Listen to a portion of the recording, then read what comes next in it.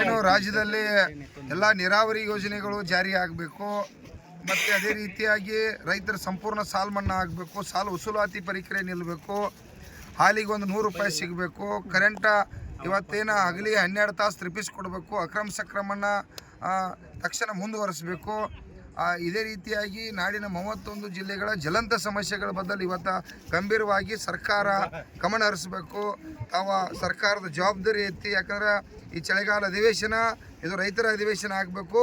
ಇಲ್ಲಿ ಬಂದಿರತಕ್ಕಂಥ ರೈತರಿಗೆ ಸಮಸ್ಯೆ ಬಗೆಹರಿಸಿ ರೈತರಿಗೆ ಸಹಕಾರ ಮಾಡಬೇಕು. ಇಲ್ಲ ಅಂತಂದರೆ ಇಲ್ಲಿ ಆಗ್ತಕ್ಕಂಥ ಅನಾಹುತನ್ನು ಇವತ್ತು ಸರ್ಕಾರ ಹೊರಬೇಕಾದ್ರೆ ಸರ್ಕಾರಕ್ಕೆ ಎಚ್ಚರಿಕೆ. ಈ ಬಾರ್ಕೋಲ್ ಚಳವಳಿ ಬೇರೆ ನಡೆಸಿದ್ರಿ ಸರ್, ಇದ್ರ ಬಗ್ಗೆ ಬಾರ್ಕೋಲ್ ಚಳವಳಿ ಸರ್ಕಾರಕ್ಕೆ ಎಚ್ಚರಿಕೆ ಮೂಡಿಸೋ ಸಂಬಂಧ. ಯಾಕಂದ್ರೆ ಅರ್ಧ ಗಂಟೆಗೊಬ್ಬ ರೈತ ಆತ್ಮಹತ್ಯೆ ಮಾಡ್ಕೋತಾನು, ರೈತರ ಸಂಕಷ್ಟದಾಗದಾರನ್ನು ಗೊತ್ತಿದ್ದು ಕೂಡ ಸರ್ಕಾರ ರೈತರ ಬದಲು ಕೇಂದ್ರ ಸರ್ಕಾರ ರಾಜ್ಯ ಸರ್ಕಾರ ಇವ್ರಿಗೆ ಯಾರಿಗೂ ಕೂಡ ಗೌರವವಿಲ್ಲ. ಯಾಕಂದ್ರೆ ನಾವೆಲ್ಲ ಬಹುಸಂಖ್ಯಾತರಿದ್ದು ಇವತ್ತು ಆತ್ಮಹತ್ಯೆ ಮಾಡ್ಕೊಂಡ್ರೆ ಸರ್ಕಾರಕ್ಕೆ ಶೋಭೆ ಅಲ್ಲ.